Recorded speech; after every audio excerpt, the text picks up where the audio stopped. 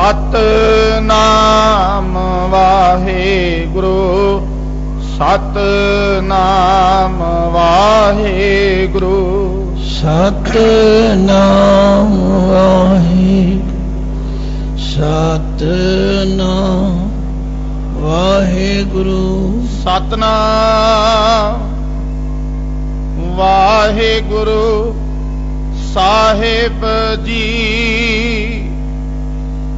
सोरठ महला पंचवा ताप गवाया गुरपूरे वाजे अनहद तूरे सर्ब कल्याण प्रभ कीने कर कृपा आप दीने ताप गवाया गुरपूरे वाजे अनहद तूरे सर्ब कल्याण प्रभ कीने कर कृपा आप दीने बेदन सतगुर आप गवाई सिख संत सब सरसे होए हर हर नाम ते आई रहाओ जो मंग है सो लेव है प्रभ अपने संता देव है हर गोविंद प्रभ राखिया जन नानक साच सुभखिया हर गोविंद प्रभ राखिया जन नानक साच सुभखिया।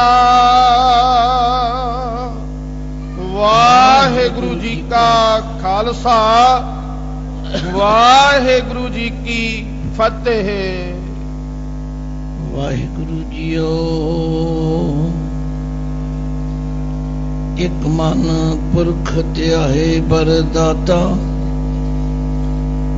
संत सहार सदा बिख्याता तास चरण ले हृदय बसावो तो परम गुरु नानक गुण गावो गावो गुण परम गुरु सुख सागर दुर्त निवारण शब्द सरे गावे गंभीर धीर मत सागर जोगी जंगम ध्यान धरे गावे इंद्रात भगत प्रहलाद का आत्म रस जिन जाने हो कब कल सुजस गावो गुरु नानक राज जोग जिन माने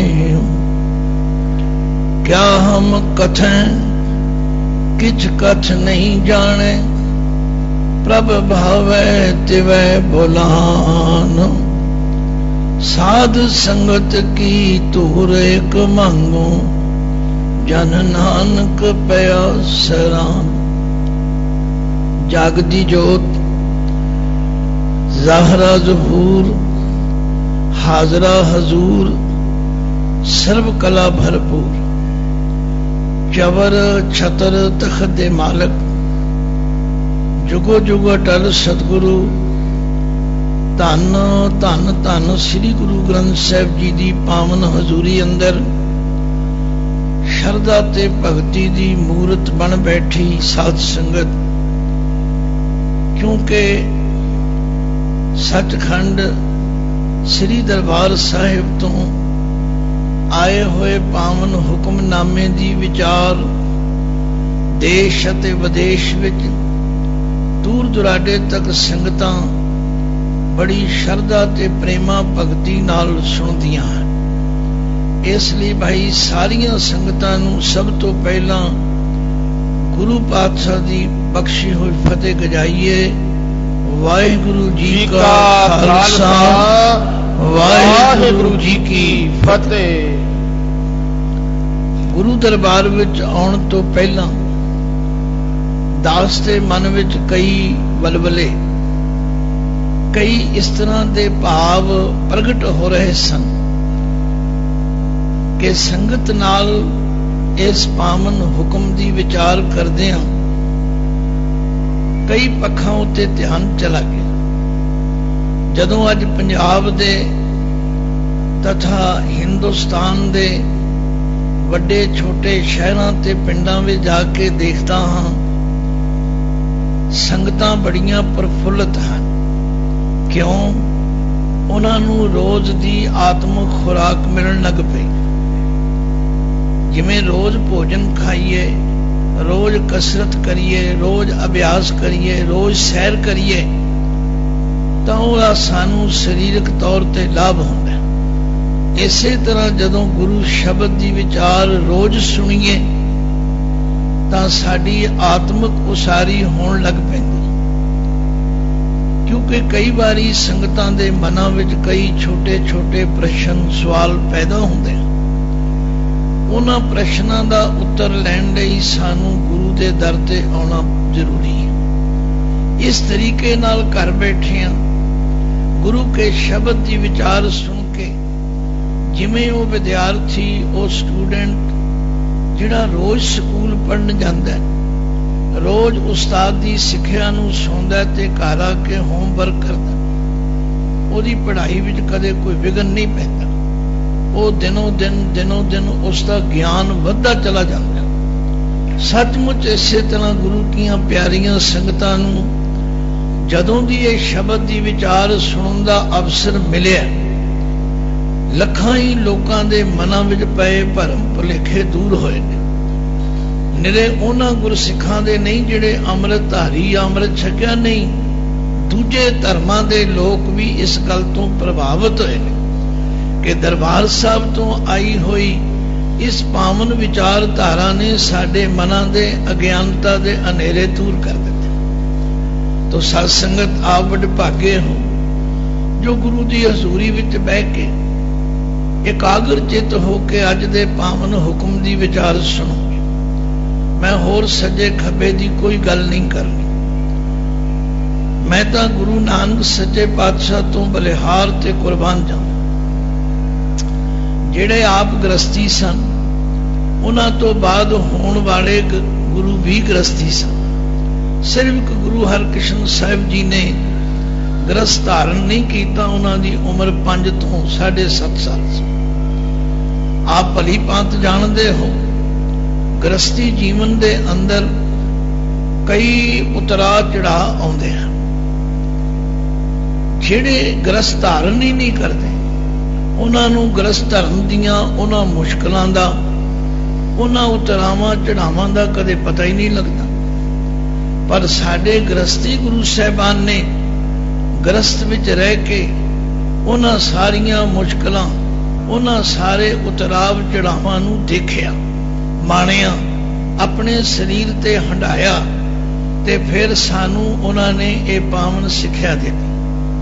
ਆਖਿਆ ਇੱਕ ਤੇ ਇਹ ਗੱਲ ਨਿਸ਼ਚੈ ਕਰਕੇ ਜਾਣੋ, ਦੁੱਖ ਦਰ ਕੱਪੜੇ ਪਹਿਰੇ ਜਾਏ ਮਨੁੱਖ। ਇਹ ਜਿਹੜੇ ਲੋਕ ਲਾਰੇ ਲਾਉਂਦੇ ਨੇ, ਨਹੀਂ ਆਵੇਗਾ, ਤੁਸੀਂ ਸਦਾ ਸੁਖੀ ਰਹੋਗੇ, ਇਹ ਭੁਲੇਖਾ ਹੈ। ਜਿਨੇ ਗ੍ਰਸਤ ਵਿੱਚ ਰਹਿਣਾ ਉਸ ਨੂੰ ਤਾਂ ਭਾਈ ਕਦੇ ਨਾ ਕਦੇ ਕੁਝ ਨਾ ਕੁਝ ਅਦਲਾ ਬਦਲੀ ਵੇਖਣੀ ਪਵੇਗੀ। ਮੇਰੇ ਬਜ਼ੁਰਗ ਮਾਤਾ ਜੀ ਕਿਹਾ ਕਰਦੇ ਸਨ, ਗ੍ਰਸਤੀ ਦੀਆਂ 2 ਅੱਖਾਂ ਹਨ, ਇੱਕ ਰੋਂਦੀ ਹੈ, ਇੱਕ ਹੱਸਦੀ ਹੈ। ਭਾਵ ਕਿਸੇ ਵੇਲੇ ਖੁਸ਼ੀ ਹੋ ਗਈ ਤੇ ਬੜਾ ਖੁਸ਼ ਹੋ ਗਿਆ, ते किसे वेले कोई किसे तरह का सोग चिंता घर में ऐसी आई तो दुखी हो गई। इसे लिए गुरुदेव ने फरमाया ग्रस्त कुटुंब पलटिया कदे हरख कदे सोग, ये दोवें चीज़ां चलदियां रहन क्योंकि ये पावन शब्द के नाल कुछ इतिहासक संबंध भी जुड़िया होया। क्योंकि यदि अखीरली पंक्ति विच आया हर गोबिंद प्रभ रखिया, इहदा मतलब बालक हर गोबिंद जी जदों छोटी उम्र विच सन उन्होंने भी कई तरह दीयां मुश्किलां आईयां। जे बच्चे नूं कोई तकलीफ होवे ते कुदरती गल है माँ बाप नूं भी तकलीफ होंदी। तुसीं सारे गृहस्थी जानते हो, कोई दस्सण दी बहुती लोड़ नहीं। पर गुरु पातशाह ने सानू ऐसी जीवन जाच दी, आख्या जीवन में यह सब कुछ चलता रहेगा, पर असी उस वाहिगुरु अकाल पुरख का दर छड्ड के किसी होर दर ते नहीं जाना। देखो इस पावन शब्द की रहाओ की पंक्ति फरमाते ने बेदन सतगुर आप गवाई सिख संत सब सरसे होए हर हर नाम ते आई रहाओ। इहदा मतलब कोई पीड़ा आई, बेदन का अखरी अर्थ है पीड़ा। बालक हरगोबिंद जी का जदों असी जीवन पढ़ते हैं किधरे शीतला आ गई, किधरे अपने ही घर दे बजुर्ग कह लो बाबा पृथ्वी चंद वालों किन्नियां ही मुश्किलां पैदा कीतियां गईयां। कदे सपेरे नूं लालच दिता भी जाके तू बालक हरगोबिंद जी के कमरे में सप छड़ दे, किधरे दाई नूं सिखा के भेजिया, किधरे होर कई तरह के यत्न किए। उन्हां दा जिक्र भी गुरु ग्रंथ साहब च आया।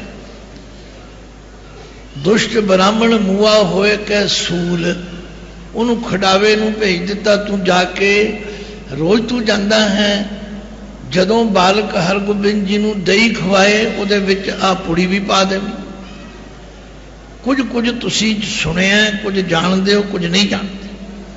तो इस तरह बालक हरगोबिंद जी नूं शीतला दा चेचक दा हमला हो गया।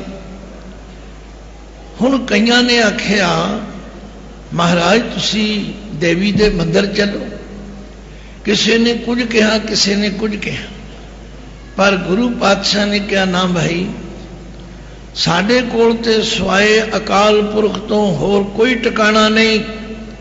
लो इहदे तो सानू सारियां नू सिक्ख्या मिल गई भी असी गृहस्थियां कदे ना कदे घर विच कोई दुख कोई सुख, कदे बच्चे नू बुखार, कदे ताप, कोई छोटा कोई बड़ा हो जाना है। पर याद रखो इन्हां सारियां पीड़ा तो बचाउण वाला एक वाहिगुरु अकाल पुरख है। इसलिए असी किसी होर गलत पासे नहीं तुरना। जदों भी जरूरत पै जाए उस वाहिगुरु अकाल पुरख के चरणों विच ही अरदास करनी है ते फिर शुकराना करना है। लो लहाओ की पंक्ति विच इत्थों गल शुरू हो गई। बेदन सतगुर आप गवाई, बेदन सतगुर आप गवाई।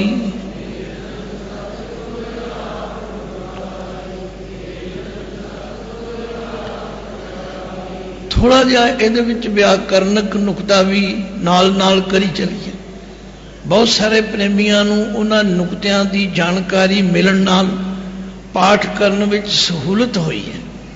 देखो सतगुर शब्द सस्सा तत्ते नूं सिहारी, गग्गे नूं गो अंकड़ रारा सतगुर भी आउंदा, रारे नूं औंकड़ भी आउंदा, सतगुरु भी आउंदा। पर इत्थे सतगुरु दे रारे नूं सिहारी है, जिहदे अर्थ ने सतगुरु ने आप कृपा करके वो जिहड़ी बेदन वो पीड़ा बालक हरगोबिंद जी दे उत्ते आई। देखो ये ठीक है कि परथाए साखी महापुरख बोल दे सांझी सगल जहाने। महापुरखों के बचन भावें किसी एक व्यक्ति प्रति होण, क्योंकि वो सच उत्ते आधारित हुंदे ने ते महापुरख सब दे सांझे ने। उन्हां दे कहे हुए बचन भी सारियां लई सांझे हन।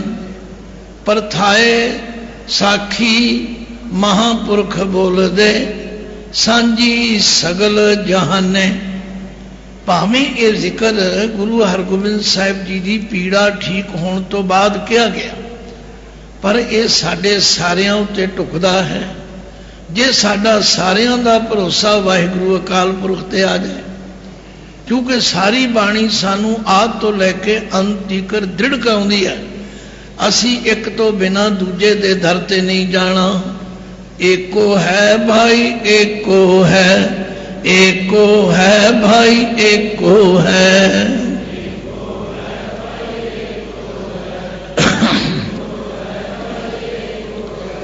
साहिब मेरा एको है, साहिब मेरा एको है।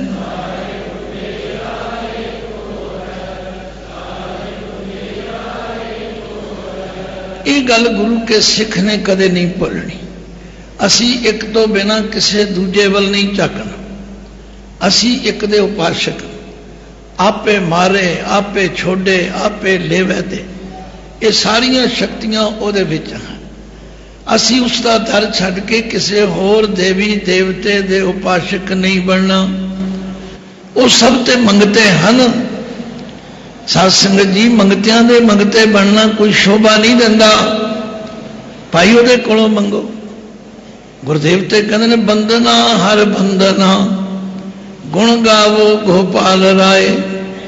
जे नमस्कार करनी ते अकाल पुरख नूं करो, जे गुण गायन करने ने ते ओदे करो। बड़े भाग भेटे गुरदेवा कोट पराध मिटे हर सेवा। चरण कमल जाका मन रापै सोग अगन तिस जन न व्यापै। सागर तरया साधु संगे निर्भव नाम जपो हर रंगे। आख्या जे तुसी निश्चय नाल परमात्मा दी शरण विच आ जाओगे, फिर की होवेगा? जिसदा साहिब डाडा होए, जिसदा साहिब डाडा होए।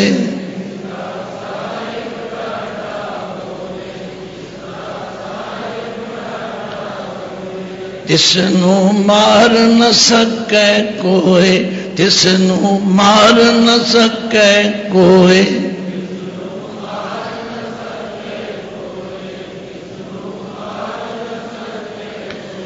एक गल याद रखनी, साध संगत सिख ने कदे चफेर गड़िया नहीं बनना। चफेर गड़िया समझते उन्होंने निहंग सिंह उन्होंने कहते हैं जोड़ा चारे पासे फिरता रहे, जिन्हें लाई गली तो उसे नाल उठ चली, जिथे देखी तवा परात उथे साड़ी दिन ते रात। चफेर गड़िए नहीं बनना। एक दी शरण विच रहना, एक दा पल्ला फड़ना। ते जेड़ा सेवक बन के फिर एक दी शरण विच रहिंदा, पातशाह कहंदे ने साहिब की सेवक रहे शरणाई। आपे बख्शे दे वड्याई।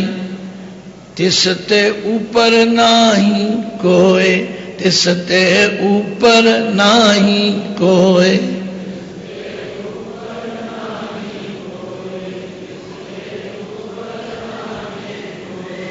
कौन डरे डर किसका होए, कौन डरे डर किसका होए।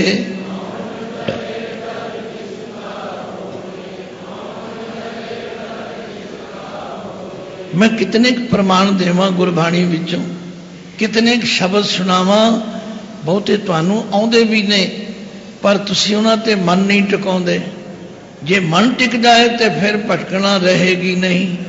गुरु अर्जुन देव पातशाह ते कहंदे ने प्यारिओ, प्रभ स्यों लाग रहे हो मेरा चीत, प्रभ स्यों लाग रहे हो मेरा चीत।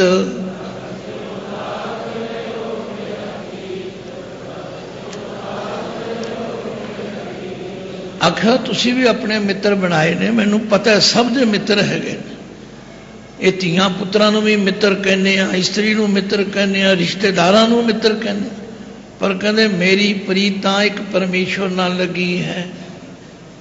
वो मेरा परमेश्वर कैसा है? कहते आद अंत प्रभ सदा सहाय, आद अंत प्रभ सदा सहाय।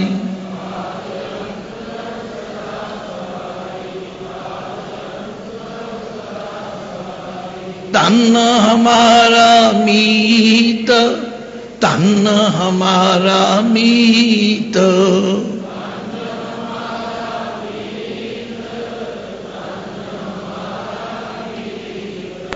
गुरबाणी में धन अखर 3 रूपों में आउंदा है। एक धद्दा नन्ना मुक्ता धन, एक धद्दा नन्ने नूं औंकड़ धन, एक धद्दे दे टिप्पी दे नन्ने नूं सिहारी धन। उचारण तिन्हां दा धन है, पर जिथे धन नन्ना मुक्ता आएगा वो इस्त्री वास्ते होएगा। धन कह तू बस मैं नाले, धन फिर ये ना आखीन बहन इकट्ठे होए, इत्थे धन दे नन्ना मुक्ता होएगा। पर जिथे धन दौलत की गल आएगी उत्थे नन्ने नूं औंकड़ लग जाए, ते जिथे टिप्पी लग जाए उथे धन धन धन जन आया, उथे धनता दे योग है। तो गल की गुरु अर्जन देव सच्चे पातशाह ने जीवन दे हर मोड़ उते जिथे भी कोई ऐसी घटना कोई मुश्किल वापरी, आख्या एक अकाल पुरख तो बिना मैं नहीं किसे होर पासे जा। औखी घड़ी न देखण दे, अपना बिरद संभाले, हाथ दे रखे अपने को, साथ साथ प्रतिपाले। प्रभ स्यों लाग रहे हो मेरा जीत, आद अंत प्रभ सदा सहाय। धन हमारा मीत। ते जदों फिर सेवक उस मालिक की अचरज वडियाई देखता है, फिर उहदे मन विच बिलास खुशियां पैदा होंदियां ने, ते आंदा मालिक तुद बिन दूजा नहीं कोय, तुद बिन दूजा नहीं कोय।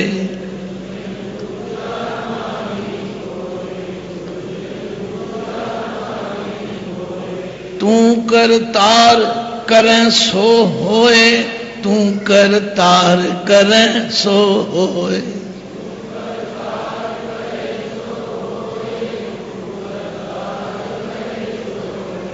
तेरा जोर तेरी मन टेक, तेरा जोर तेरी मन टेक।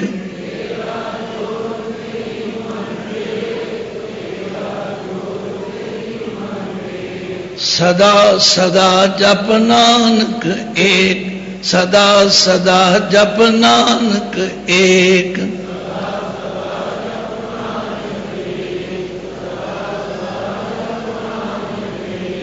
बहुत सारे लोग खास करके मातावां बच्चियां बीबियां जी मेरे बच्चे नूं आ हो गया, इनू हथौड़ा कर दिओ, इहदे सिर ते हथ रख दिओ, इनू तवीत। अरे गुरु घर विच ये चीज़ां मना हन। गुरु ने ते आख्या ताती वाओ न लगई पार ब्रह्म शरणाई।